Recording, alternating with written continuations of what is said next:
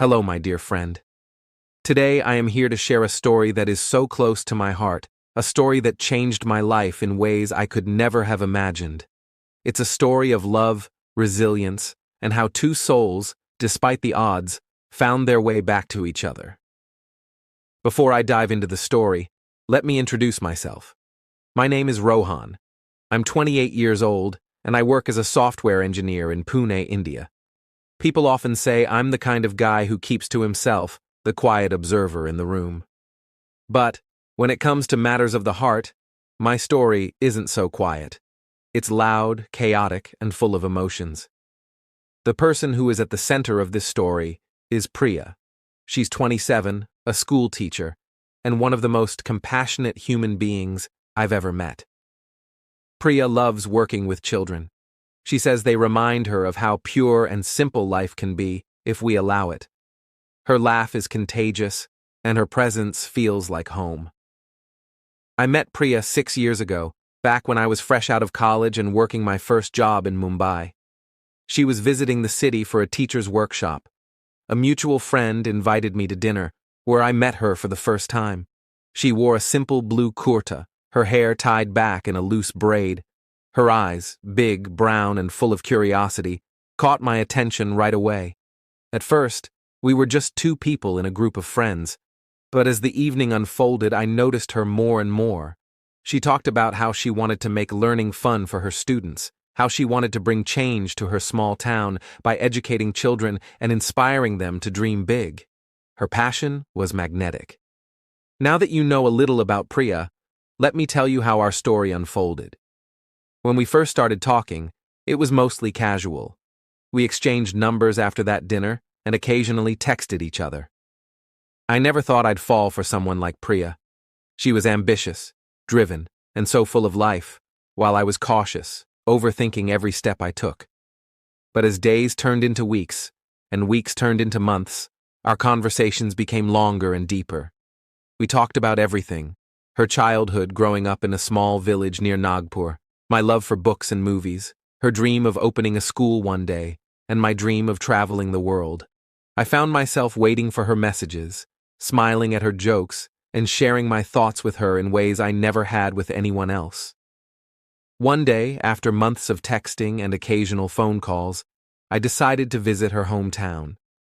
She was surprised when I told her, but agreed to meet me. When I reached her village, she was waiting at the bus stop. She was wearing that same blue kurta, and when she smiled at me, I knew I was in love. We spent the day exploring her village. She showed me the school where she worked, a small building with chipped walls but so much warmth inside. The children adored her, and I could see why. She had a way of making everyone feel special. That evening, as we sat by the river, watching the sun set, I confessed my feelings. "Priya," I said, my voice trembling, "I don't know when or how it happened, but I think I'm in love with you." For a moment, she didn't say anything. Then, she looked at me and said, "Rohan, I didn't expect this, but I think I feel the same way." It felt like the world had stopped for a moment. I wanted to freeze that evening forever, the golden light of the setting sun reflecting on the water, her smile, and the sound of her voice saying those words. For the next 2 years, we were in a long-distance relationship. I was in Pune for work, while she was in her village. We visited each other whenever we could, but most of our relationship was built on late-night calls, texts, and video chats. It wasn't easy, but we made it work because we both believed in what we had. But like every love story, ours wasn't without its challenges. Priya's parents wanted her to marry someone from their community, someone who could stay in the village and support her dream of opening a school. My parents, on the other hand, were hesitant about me marrying someone from a different background. The societal and familial pressures began to take a toll on us. There were arguments, misunderstandings, and moments when it felt like the world was conspiring against us. Priya and I began to question if love alone was enough to overcome all the hurdles. One particularly difficult day, Priya called me in tears. "Rohan," she said, "I don't know if I can keep fighting. My parents are refusing to even consider the idea of us being together. They're saying I have to choose between you and my family." Her words broke my heart. I didn't know what to say. All I could think about was how much I loved her, and how unfair it was that we had to choose between our love and our families. That night, I couldn't sleep. I thought about everything: our first meeting, our dreams, our fights, and our love. I realized that if I truly loved Priya, I couldn't give up on her, no matter how hard things got. The next day, I decided to visit her parents. It wasn't easy, and I was terrified. But I knew I had to try. I explained to them how much I loved Priya, how I respected her dreams and wanted to support her in every way possible. To my surprise, they listened. It wasn't an overnight change, but over time, they began to see that my intentions were genuine. My parents, too, came around when they saw how much Priya meant to me. It took us another year to convince everyone, but eventually, we got their blessings. Our wedding was a small, intimate ceremony in her village, surrounded by our families and close friends. Today, Priya and I are building our life together in Pune. She started her own tutoring center for children, and I've never been prouder of her. Our journey wasn't easy, but it was worth every struggle, every tear, and every moment of doubt. Love, I've learned, isn't just about grand gestures or fairy tale moments. It's about standing by each other through the storms, fighting for what you believe in, and never letting go, even when the world tries to pull you apart. As Priya and I settled into our life together, it felt like a dream come true. But like any real-life love story, the journey didn't end at happily ever after. Instead, it marked the beginning of a new chapter, a chapter filled with challenges, growth, and an even deeper bond between us. At first, we faced the usual adjustments that come with marriage. Priya had never lived in a big city before, so moving to Pune was a significant change for her.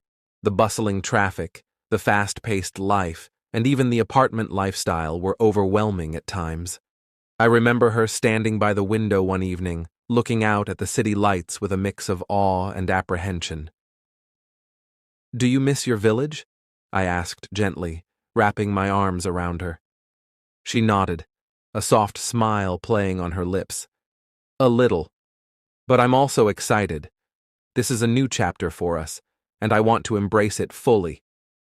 Her optimism was one of the things I admired most about her. Even when she was scared or uncertain, she found a way to focus on the positive. As Priya settled into her new life, she poured her heart into her tutoring center. She started with just a few students, but word quickly spread about her unique teaching methods. She didn't just teach, she inspired. Parents began recommending her to their friends, and soon her small center was filled with eager, curious children. One evening, as we sat together over dinner, she looked at me with her big, expressive eyes and said, "Rohan, I want to expand the center. I want to reach more children, especially those who can't afford quality education." I could see the determination in her eyes, and I knew there was no stopping her. "Then let's do it," I said. "Whatever you need, I'm with you." That was the start of a new journey for both of us. While Priya worked tirelessly to build her dream, I supported her in every way I could. We spent late nights brainstorming ideas, planning budgets, and even painting the walls of her new center. It wasn't easy balancing our work and personal lives, but we found a rhythm that worked for us. As her tutoring center grew, so did our love. But life, as always, had its way of testing us. A year into our marriage, my company announced a major restructuring, and I was at risk of losing my job. It was a tough time for me. I felt like I was failing as a husband, unable to provide the stability Priya deserved. One night, as I sat on the couch with my head in my hands, Priya sat beside me and placed her hand on mine. "Rohan," she said softly, "you've always been my pillar of strength. Now it's my turn to be yours. We'll get through this together." Her words brought tears to my eyes. In that moment, I realized just how lucky I was to have her by my side. She wasn't just my wife, She was my partner in every sense of the word. With her encouragement, I started exploring new opportunities. It wasn't easy, but Priya's unwavering support gave me the strength to keep going. Eventually, I found a new job, one that not only paid well, but also aligned with my passions. Through all the ups and downs, one thing remained constant: our love for each other. We learned to communicate better, to support each other's dreams, and to find joy in the little moments, like cooking dinner together, taking long walks in the park, or simply sitting in silence, knowing we had each other. Life continued to unfold for Priya and me, like a tapestry being woven thread by thread. We celebrated our second anniversary with a small dinner at home, just the two of us. I remember her glowing face as we toasted with glasses of mango juice, laughing at how neither of us cared for wine or fancy dinners. "I'm so proud of you," I told her as we sat down to eat. "For what?" she asked, tilting her head in that curious way of hers. "For being you," I said. "For chasing your dreams, for supporting me through everything, and for making our little world so beautiful." She smiled, her eyes shimmering with tears. "I couldn't have done any of it without you, Rohan. You've been my strength, my partner, and my biggest cheerleader." As time passed, our lives grew even busier. Priya's tutoring center had become a well-known institution in the area, and she was now helping underprivileged children by offering free evening classes. She'd often come home late, exhausted but happy, with stories about her students. "Rohan, you won't believe it," she said one night, her face lit up with excitement. "One of my students, Sneha, just got a scholarship to a top school. Her parents were in tears when they told me." "That's amazing, Priya," I said, pulling her into a hug. "You're making such a difference in their lives." But as proud as I was of her, I also worried. She was giving so much of herself to others that I feared she wasn't taking care of herself. I tried to help in small ways, packing her lunch, making her tea, or simply reminding her to rest.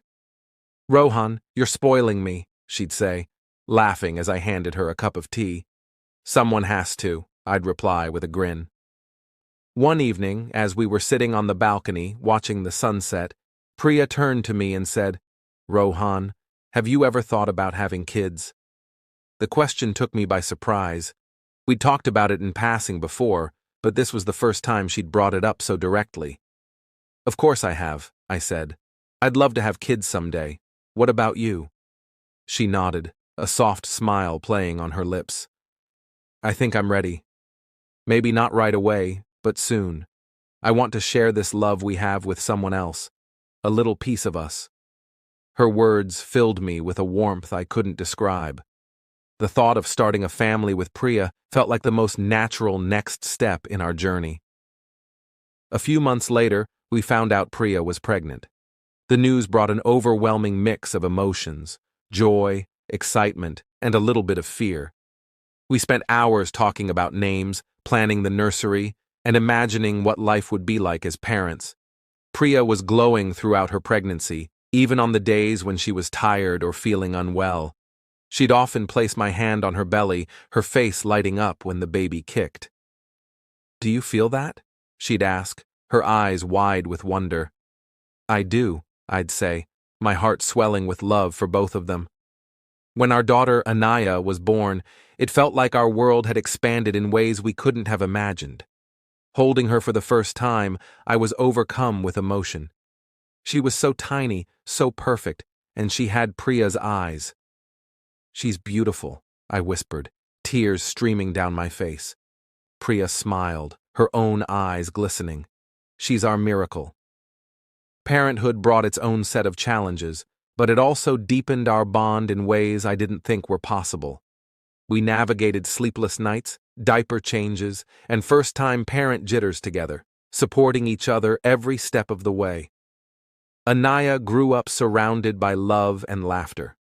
Priya continued her work at the tutoring center, and I found ways to balance my job and family life. We made it a point to spend quality time together as a family, whether it was playing in the park, reading bedtime stories, or simply sitting around the dining table, sharing our day.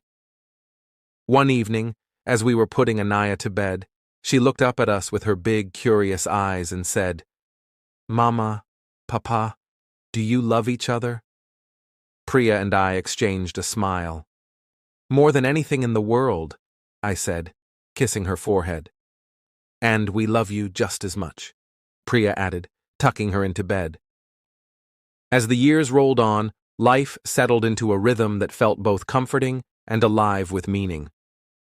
Anaya was growing fast, and with every milestone she reached, Priya and I found new ways to fall in love. With her, with each other, and with the life we had built. Anaya's first words were "Mama" and "Papa," spoken in quick succession one sunny afternoon. Priya and I had been playing with her on the floor when she suddenly blurted them out. We froze, staring at each other in disbelief, before breaking into laughter and tears. "She's growing too fast," Priya said, holding Anaya close. "Sometimes, I wish time would slow down just a little." I nodded, understanding exactly what she meant. Every moment felt precious, and I wanted to hold on to them forever. When Anaya started school, Priya was the one who held her hand at the school gate while I stood back, taking pictures and trying not to cry. As much as I wanted to be strong, seeing my little girl take her first steps into the world outside our home was overwhelming. Priya, ever the calm and collected one, knelt down and said, "You're going to have so much fun, Anaya. We'll be right here when school's over, okay?"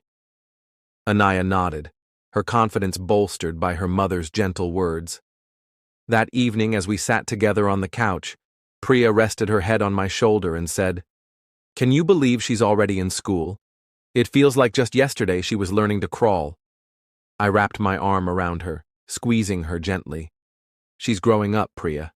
But no matter how big she gets, she'll always be our little girl." As the years went by, Priya and I found ways to nurture our relationship while juggling the responsibilities of parenthood. Date nights became a cherished tradition, even if they were as simple as sitting on the balcony with cups of tea, talking about our dreams and plans. One night, as we watched the city lights twinkling in the distance, Priya said, "Do you ever think about what life will be like when Anaya grows up and moves out?"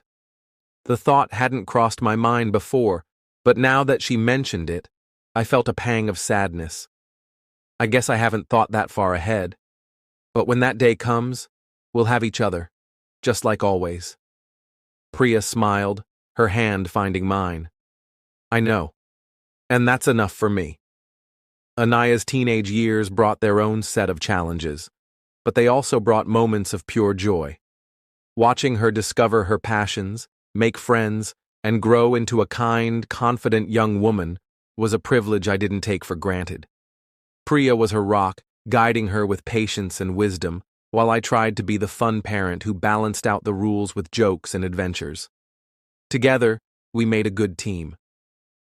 One evening, as Anaya was preparing for a school debate, she asked Priya, "Mama, what made you want to help kids learn?"